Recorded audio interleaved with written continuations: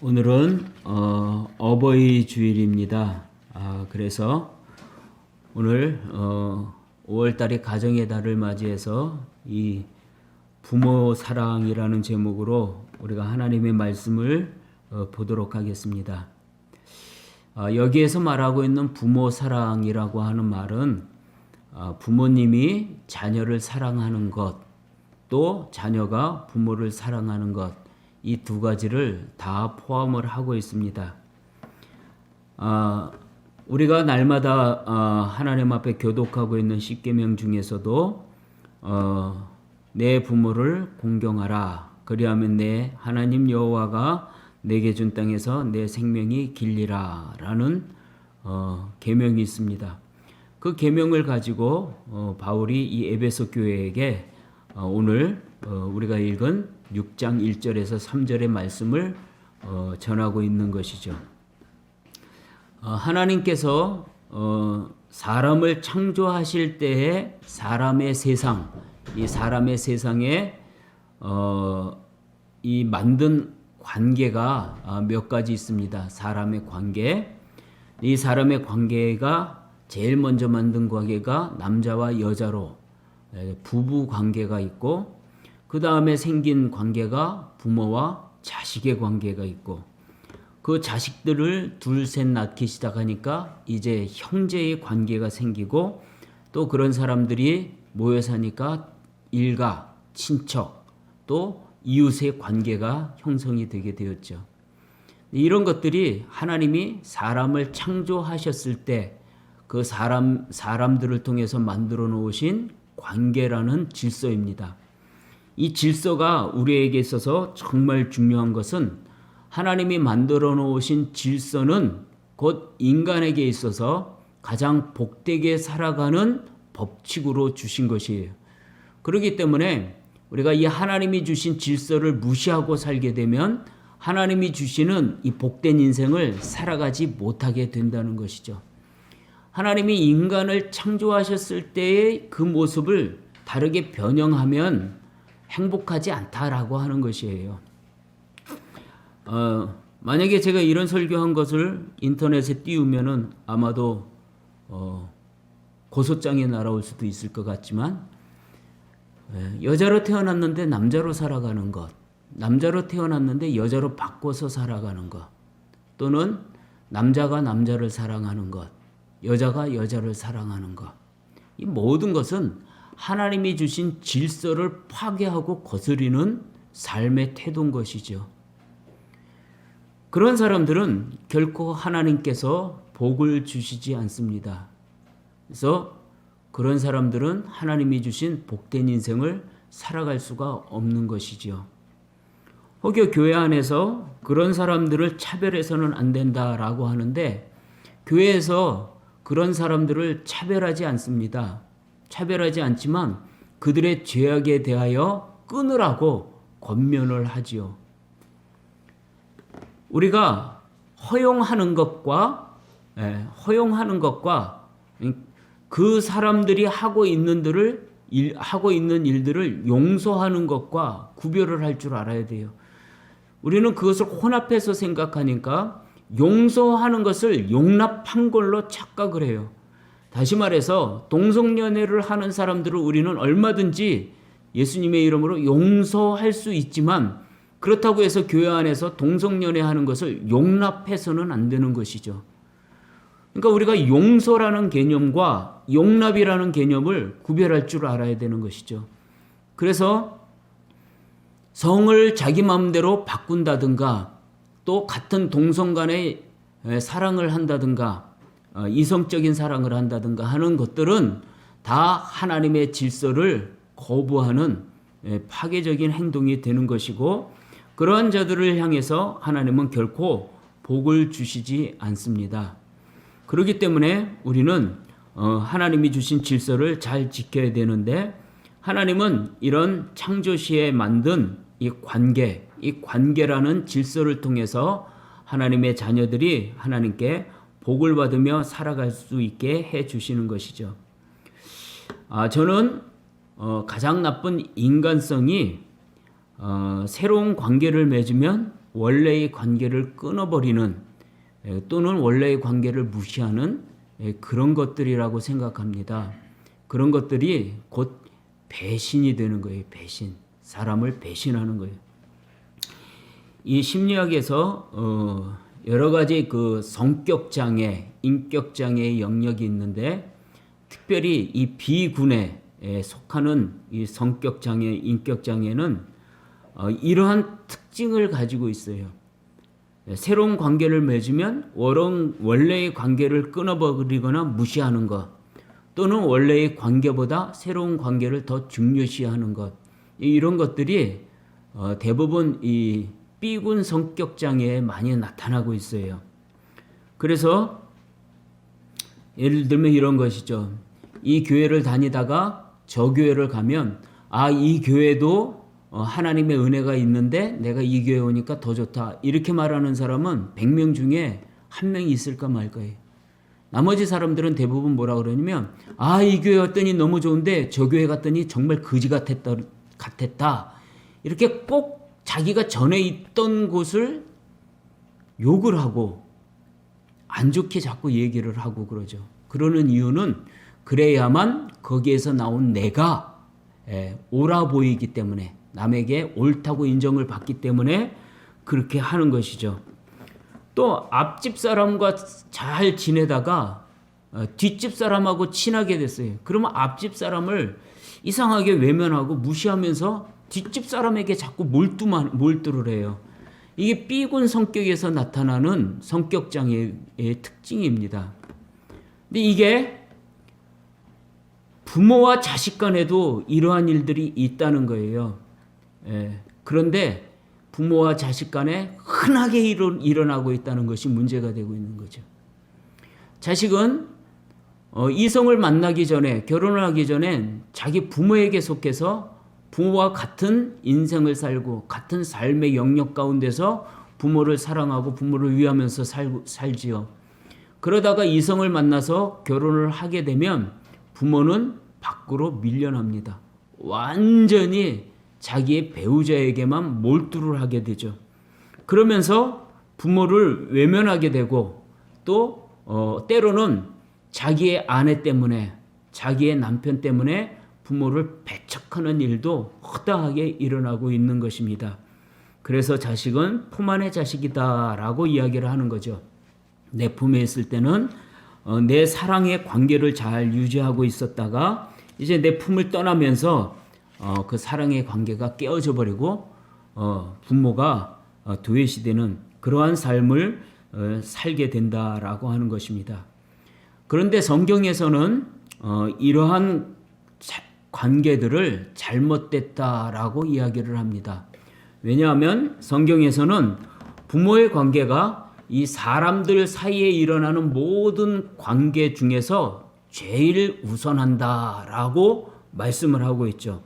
또 모든 관계 위에 이 부모와 자식의 관계가 있다라고 하는 것이에요.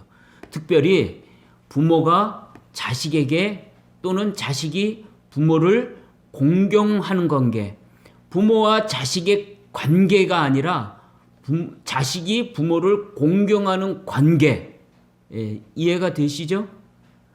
부모와 자식의 관계가 아니라 자식이 부모를 공경하는 관계, 이 관계가 모든 사람들의 관계 중에 가장 우선시 되어야 된다라고 성경이 말씀을 하고 있는 것이죠.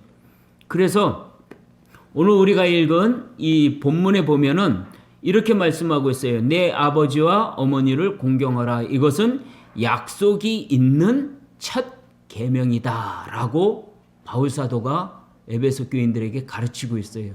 하나님이 우리에게 주신 약속이 있는 계명, 10계명 중에 이 사람과 사람 사이의 계명 중에 이 약속이 있는 계명, 그 첫 번째 계명이 바로 내 부모를 공경하라라고 하는 것이라는 것입니다.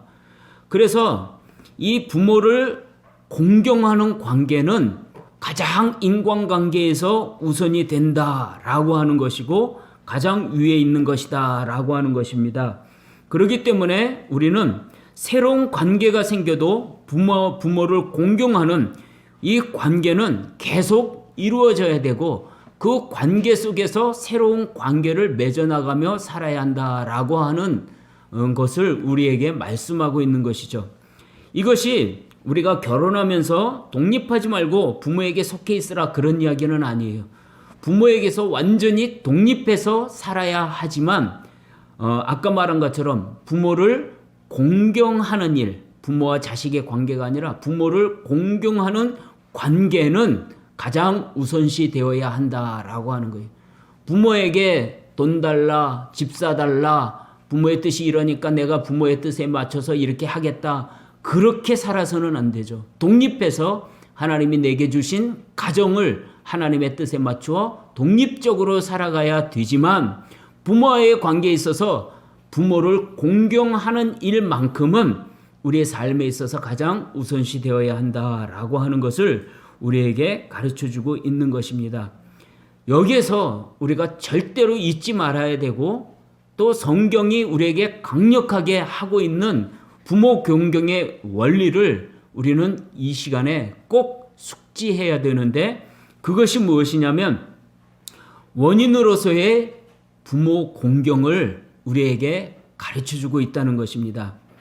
그러니까 결과로서 율법이 이렇게 하는 것이 아니다라고 하는 거예요. 다시 말해서 내가 부모를 공경하라라고 하는 것이 결과로 주어진 것이 아니라 원인으로 주어졌다는 거예요. 부모님을 대하는 것이 부모님이 부모가 나에게 한 것에 맞춰서 나도 부모에게 하겠다라고 하는 것은 결과론적인 것이죠. 근데 내 부모를 공경하라라고 하는 것이 성경에서는 원인으로 주어졌다는 거예요. 그러니까 인과율이 아니고 원인으로서 효도를 하라는 거예요. 부모가 나를 기르실 때에 나를 잘 길러주셨기 때문에 나는 부모에게 효도한다. 이런 것이 아니라는 거예요. 그럼 내가 부모가 나를 잘 길러주시지 못했기 때문에 난 부모에게 효도하지 않겠다. 이게 될 수 있는 거 아니에요? 그죠? 이거는 성경적이지 않다는 거예요.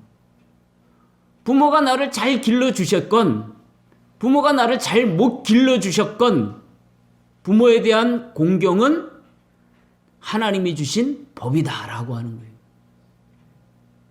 그걸 절대 잊으면 안 돼요. 그렇기 때문에 결과가 아니고 원인이라는 거예요. 원인이라는 거예요. 부모를 공경하는 것은 인과율이 아니라 원인에 따른 결과가 아니라 하나님이 우리에게 주신 모든 원인이 된다는 거예요.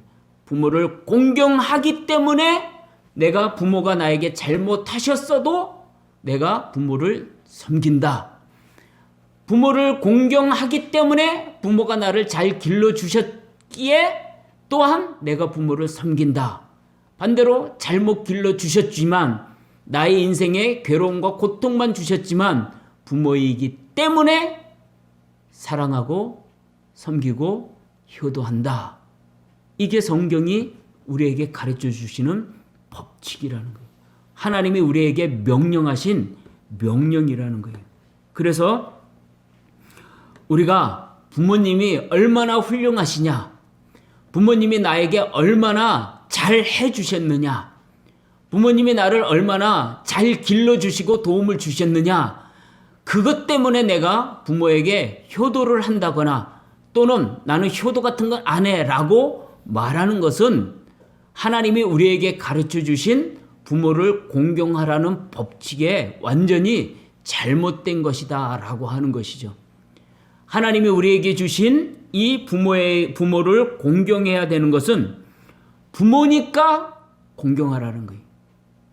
부모님이 나를 잘 못 길러 주셨어도, 부모님이 나에게 도움을 못 주셨어도, 심지어 부모님이 나에게 피해만 주셨어도 그분이 나의 어머니고 그분이 나에게 아버지인 것만으로 하나님은 나에게 효도해라 라고 명령을 하셨다는 거예요.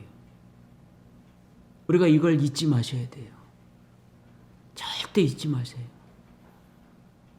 부모다우니까 내가 효도한다. 그건 아니에요. 부모답지 못하니까 효도 안 할란다. 그건 아니에요.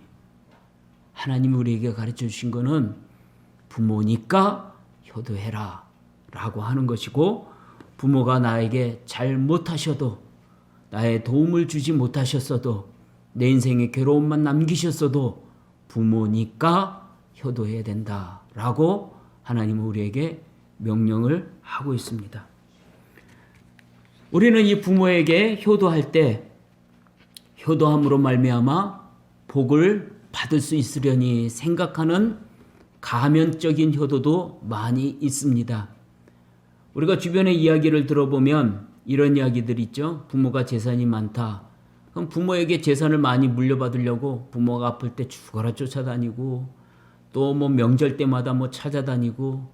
그런데 사실 부모님을 사랑하기 때문에, 부모님에게 정말 효도하는 마음이 있기 때문에 그런 거보다도 부모가 재산을 안 물려줄까봐 그렇게 한다는 거죠.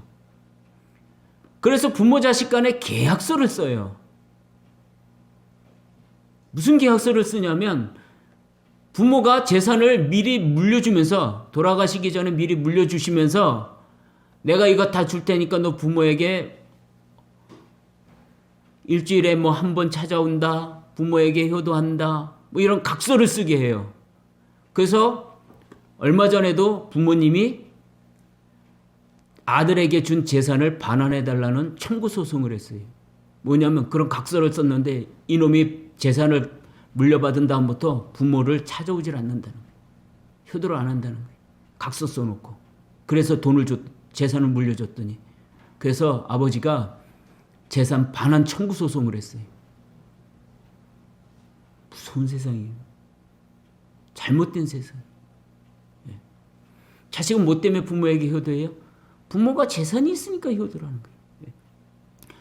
부모님이 살아계실 때 별로 찾아가지 않던 사람이 부모가 병원에 입원해서 돌아가실 때가 되니까 아주 상주해서 부모를 병구안을 해요. 그래서 사람들이 야, 효녀다, 효자다 그랬더니 웬걸? 아플 때 얼마만큼 돌보고 같이 있었느냐에 따라 재산 분배가 달라진다는 거예요.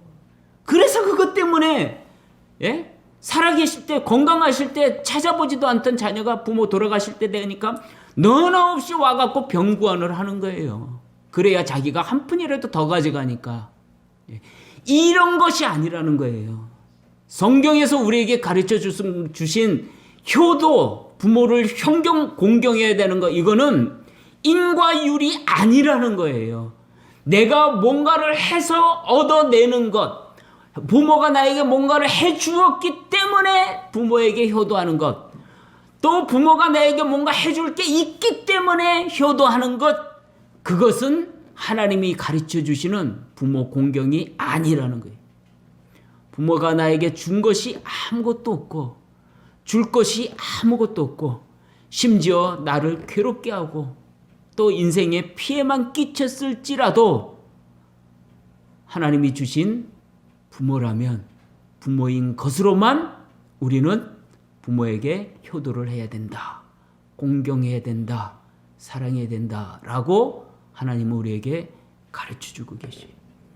그러면 그 부모를 공경한 거에 대하여 복을 바라고 하는 건 아니지만, 그러나 하나님이 복을 주시겠다라고 약속을 하셨어요.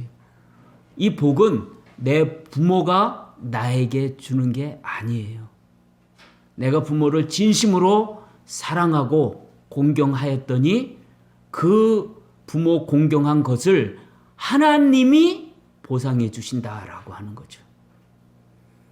그러니까 미련한 사람들은 내 부모가 물려주는 재산 1억 원 때문에 잠깐 부모에게 효도하는 척하고 진짜로 효도를 하지 않아서 하나님이 주시는 복을 받지 못하지만, 부모가 나에게 물려준 것이 아무것도 없고 또 내 부모에게 받을 것이 아무것도 없지만 부모니까 사랑하고 효도하고 공경한 자들은 하나님이 주시는 어마어마한 축복을 받아 누리게 되는 것이죠.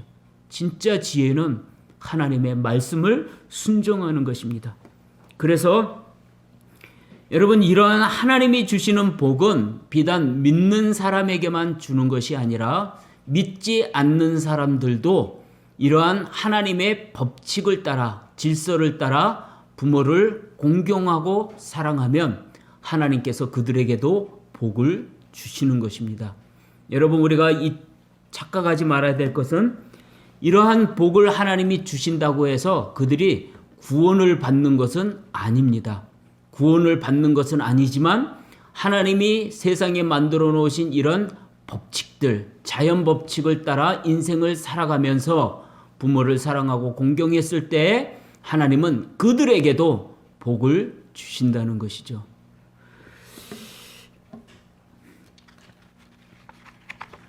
그래서 우리는 우리의 부모들, 우리의 어르신들을 볼 때 그분들이 어떠한 모습으로 세상을 살아가든지, 그분들이 어떻게 인생을 살아왔든지, 또 나와 어떤 유익을 주고받았는지 그런 것과 아무 상관없이 단지 어른이시라는 이유 하나로, 단지 나의 부모님이라는 사실 하나로 우리는 그 부모님을 존경하고 사랑하고 공경해야 된다라고 성경 우리에게 가르쳐주고 있는 것입니다.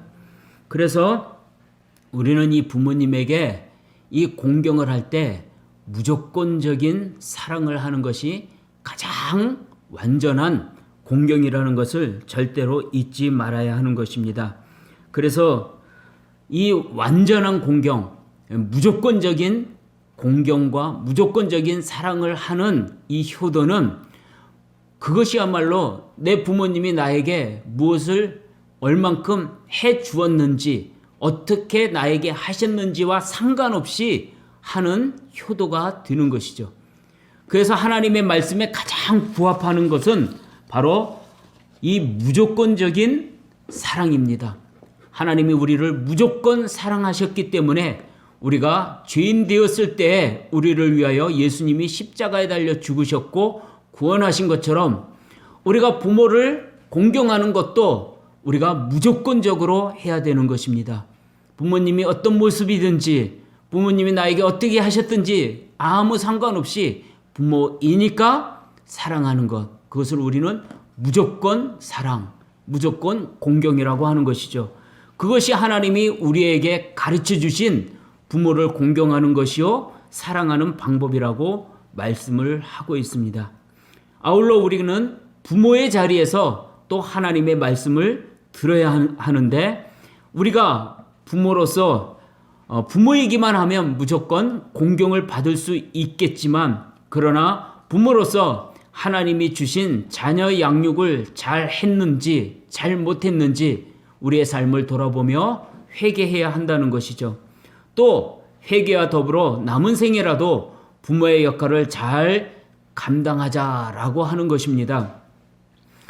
우리는 우리 자녀들이 큰 이후에 자녀들에게 받을 복을 생각하고 자녀들이 우리에게 해야 할 효도를 생각합니다. 그러나 우리는 그 이전에 내가 부모로서 부모의 모든 책임과 의무를 잘 행하였는지, 자녀를 진심으로 사랑하며 하나님이 나에게 맡기신 자녀로서 하나님의 뜻을 따라 이 자녀를 잘 양육했는지를 우리는 돌아봐야 한다는 것이죠. 우리가 세 가지를 물려주어야 됩니다. 첫째는 우리가 신앙을 물려줘야 합니다. 자녀에게 돈을 물려주는 것이 중요한 것이 아니고, 자녀들에게 뭔가를 해줘서 물려주는 것이 중요한 것이 아니고, 자녀들에게 예수 그리스도를 믿고 하나님을 섬기는 이 신앙이 있게 만드는 이 신앙을 물려주는 것이 가장 우선적이고 가장 중요한 것입니다. 우리가 이 자녀에게 부모의 노릇을 제대로 하려면 자녀에게 이 신앙이 있게 만들어야 되는 거죠. 이 신앙을 물려주는 것이 참된 부모의 역할인 것입니다. 믿지 않는 부모에게 복음을 전하는 것, 또 믿지 않는 자녀를 위하여 날마다 기도하는 것, 믿지 않는 자녀에게 본을 보여서 이들이 예수 그리스도를 믿게 만드는 것, 이것이야말로 우리 부모가 해야 할 가장 우선적이고 가장 중요한 신앙의 부모로서 자녀에게 물려주는 유산이라는 것을 잊지 말아야 됩니다. 얼마 전에 제가 저희 큰딸이 이제 아이를 가져가지고 이제 통화를 한 적이 있습니다. 그래서 제 딴에는 제가 자녀들에게 제대로 자녀 양육을 못하고 부모다운 부모가 되지 못했다 하는 죄책감에 아빠는 너희들에게 이렇게 잘 못했고 잘못 살았다. 그래서 너희들한테 미안하다. 근데 너희들은 이런 아빠의 모습을 보면서 아빠처럼 자녀를 양육해서는 안 된다. 그렇게 이야기를 했어요. 그랬더니 우리 큰애가 하는 말이 뭐냐면 나는 우리 부모님을 가장 존경하고 사랑한다. 난 부모님에게 정말 감사하다. 그게 뭐냐면 부모님은 나로 하여금 믿는 사람이 되게 해주셨다. 그 이상도 그 이하도 더 귀한 축복과 선물은 없다. 그래서 나는 부모님에게 너무너무 감사하다. 나에게 믿음을 주시고 믿는 사람이 되게 해주신 것이 너무 감사하다. 그 이상도 그 이하도 나에게 주실 복은 없다. 그러면서 감사하다고 그렇게 이야기를 하더라고요. 참 마음이 짠해요. 정말로 세상적으로 해준 게 아무것도 없는데 우리 애들이 그렇게 믿음을 갖게 된 것을 가장 귀한 선물로 생각하고 있었구나라는 생각을 하니까 너무도 고맙고 또 하나님 앞에 감사하고 그렇습니다. 여러분, 우리가 자녀에게 수천억을 물려준들 무슨 복이 되겠어요? 그것으로 인해서 천국 갈 수가 없어요. 우리가 물려줄 가장 중요한 것은 신앙을 물려줘야 되죠. 예수님을 믿는 믿음을 물려줘야 되고 하나님을 섬기며 살아가는 하나님 나라 백성이 되게 하는 것이야말로 가장 큰 선물이고 축복입니다.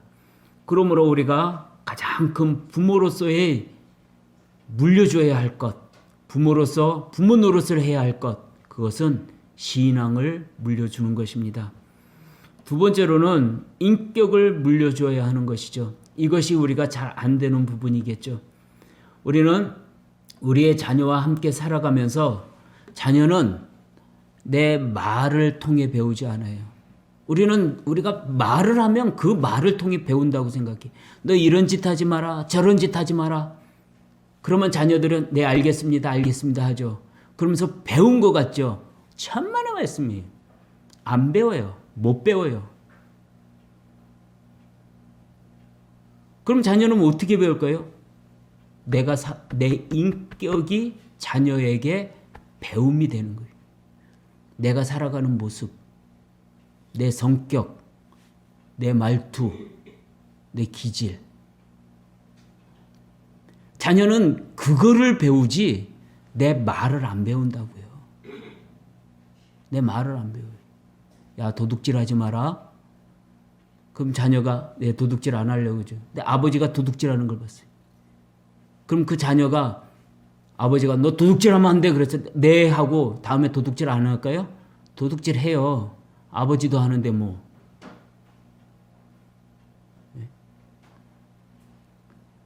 부모가 술 먹는 걸 보면 자녀는 술을 안 먹을까요? 부모가 술 먹으면서 그러죠. 너는 절대 술 먹으면 안 돼. 담배 피면서 담배 배우면 안 돼. 몸에 백해무익한 거야. 그죠? 그럼 자식이 그 말씀을 듣고 네, 아버지 말씀대로 어머니 말씀대로 술 안 먹겠습니다. 담배 안 피겠습니다. 될 것 같아요? 택도 없는 소리예요. 부모가 술 먹으면서 넌 술 먹지 마 그러면 그 자식이 그걸 배우겠냐고. 안 된다니까요. 인격을 배워요. 자식은 부모의 말을 배우는 게 아니에요. 인격을 배워요. 예?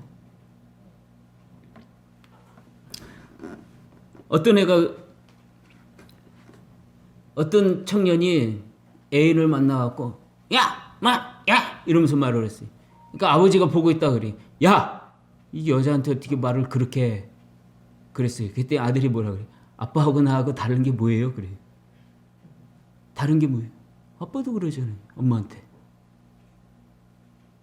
그러니까 아빠 그래. 그러니까 내가 그렇게 하면 안 된다고 했잖아. 아빠부터 고치세요.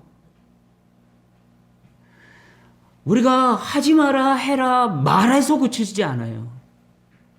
내가 살아가는 인격, 내 안에서 풍겨지는 인격, 그거를 자식이 배웁니다. 그러니까 우리는 인격을 물려줘야 돼요. 어떤 인격을 물려줘야 될까요? 훌륭한 인격을 물려줘야 되겠죠.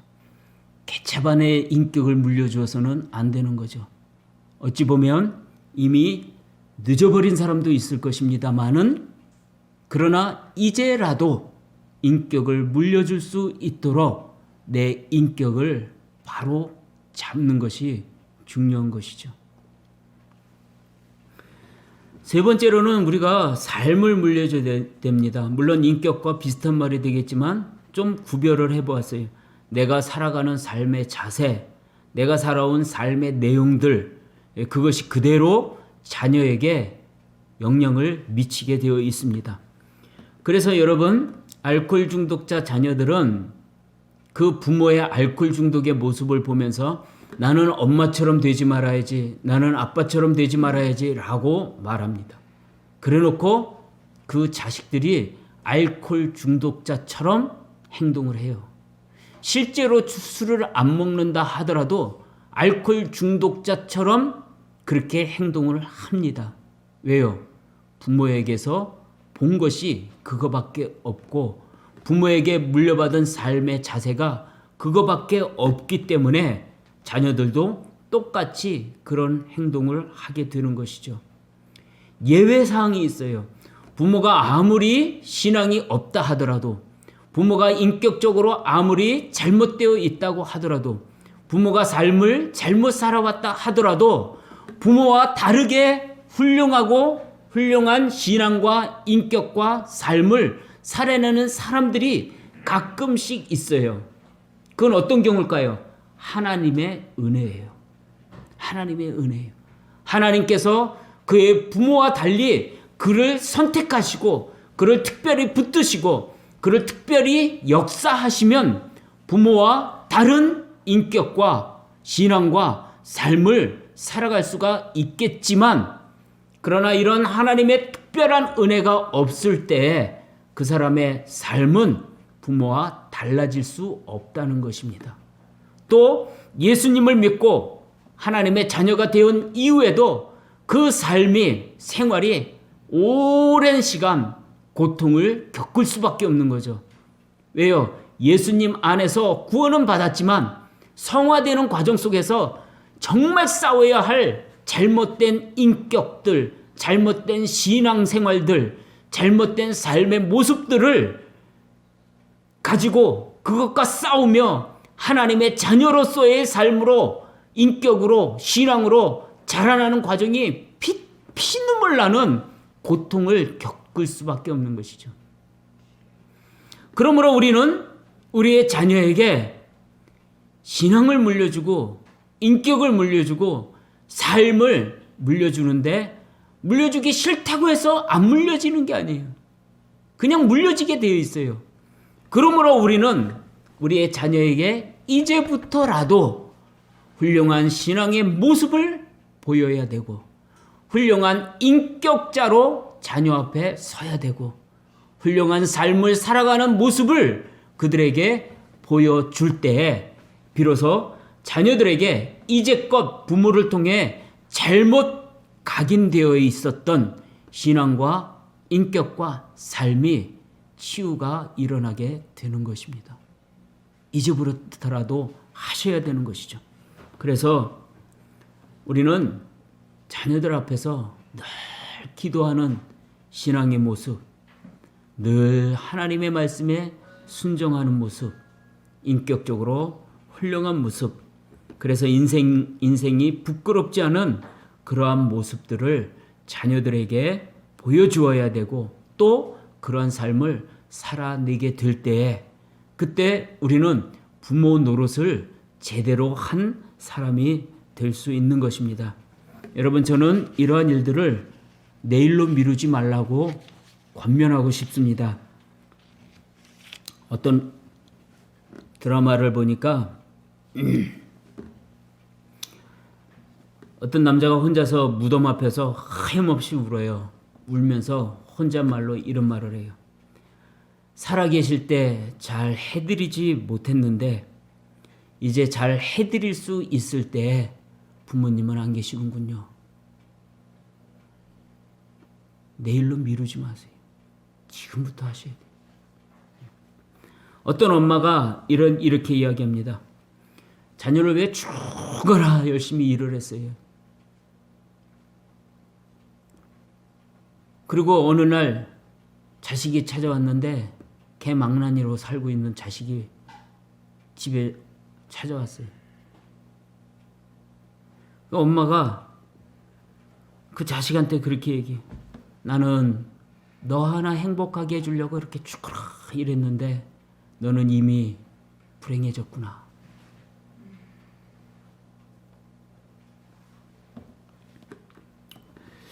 물론 기독교적인 영화는 아니지만 신과 함께라는 관람객이 1,400만 명이 본 영화가 있어요.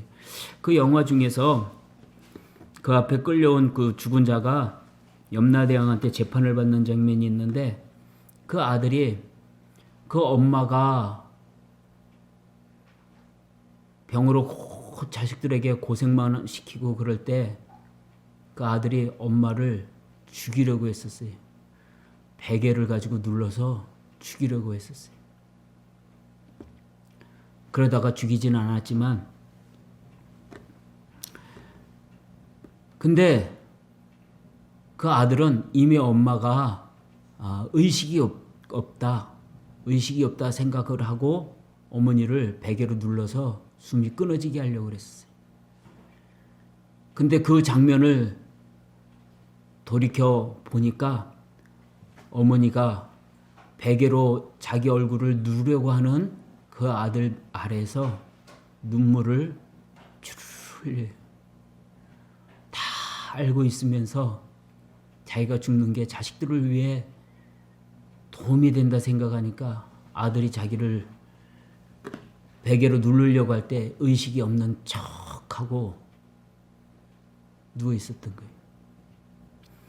그걸 보고 그 아들이 염라대왕 앞에서 처절히 울면서 엄마를 만나게 해달라고, 엄마한테 용서를 구해야 된다고 그래요. 그때 이 염라대왕이 이런 말을 해요. 용서를 구해야 한다고? 살아서 못한 일을 죽은 다음에 하겠다고? 라고 말을 해요. 그 말이 이 가슴에 얼마나 맺히게 들어오는지 몰라요. 살아서 못한 일을 죽어서 한다고? 여러분, 살아서 하십시오. 그리고 살아 계실 때 하십시오. 부모에게는 부모님이 살아 계실 때 하십시오. 자녀에게는 내가 살아있는 동안에 하십시오. 하나님은 죽은 다음에 하는 것들을 인정하지 않습니다. 살아있을 때 하는 것만 인정하십니다. 하나님은 죽은 자의 하나님이 아니라 산 자의 하나님이십니다. 여러분 부모가 부모라는 이유로 살아계실 때 무조건 사랑하시고 공경하십시오.